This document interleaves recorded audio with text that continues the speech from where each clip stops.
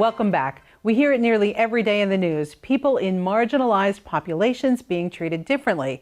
If you find yourself asking, how can I be a better ally? How can I help? Our next guest has some advice. Christy Beck is a licensed therapist and the faculty supervisor of the Her Clinic at Penn State University. Welcome back, Christy. Thanks so much for having me. Oh, it's always good to have you here. Let's start with the basics. What are marginalized people? Who are they? Right, so a marginalized person is anybody in any group that is discriminated against for any reason. So it could be by gender, could be by race, sexual orientation, country of origin, ability status. So basically anybody in any population that faces some sort of discrimination. Well, let's also define what is an ally. Right, and so an ally is somebody, and it could be anybody, that just wants to support and help people in marginalized populations, and also keeping in mind that you can be in a marginalized population and also be an ally. So, for example, I'm a woman, I'm in a marginalized population, there's a lot of discrimination against women, but I'm also an ally to, the LGBTQ population, to people of color, and so you can float in and out of both of those roles. That's such a beautiful thought, just supporting each other and loving each other. So if we want to be an ally, if we want to help, what do we do? Where do we start?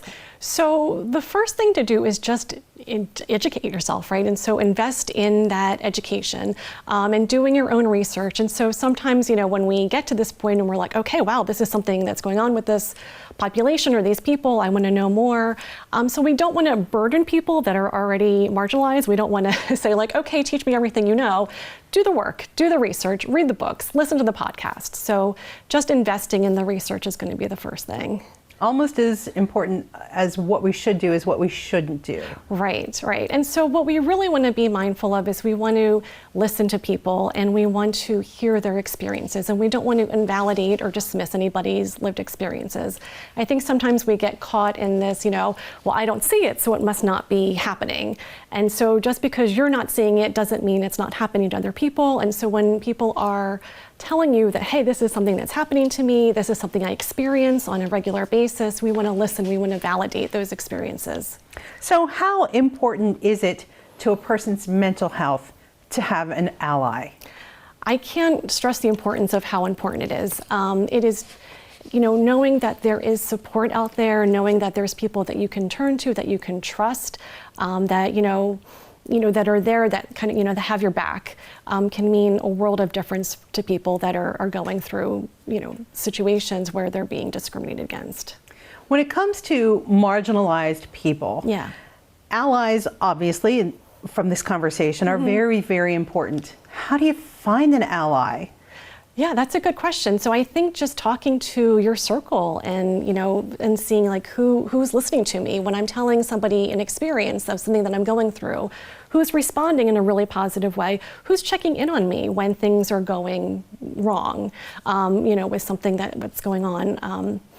For example, a friend of mine, a colleague, when after the synagogue shootings in Pittsburgh a couple years ago, had checked in on me and said, hey, how are you doing? And, I was so deeply moved by that. And I'm embarrassed to say it had never occurred to me, even though I consider myself an ally, just to check in on people when something like that happens in the group that they're a part of. And so after that experience, then I was like, oh, okay, let me be more aware of that. And so just having that awareness, reaching out to people, and again, knowing when you are sharing things with people, how they're reacting and how they're responding gives you a lot of information. I can see how a moment like that would have an impression, and it's one of those ripple effects because you learn something from it and it just keeps growing and becomes a beautiful thing. Absolutely. Well, thank you. I can tell you feel very passionate about this, and we appreciate all the advice.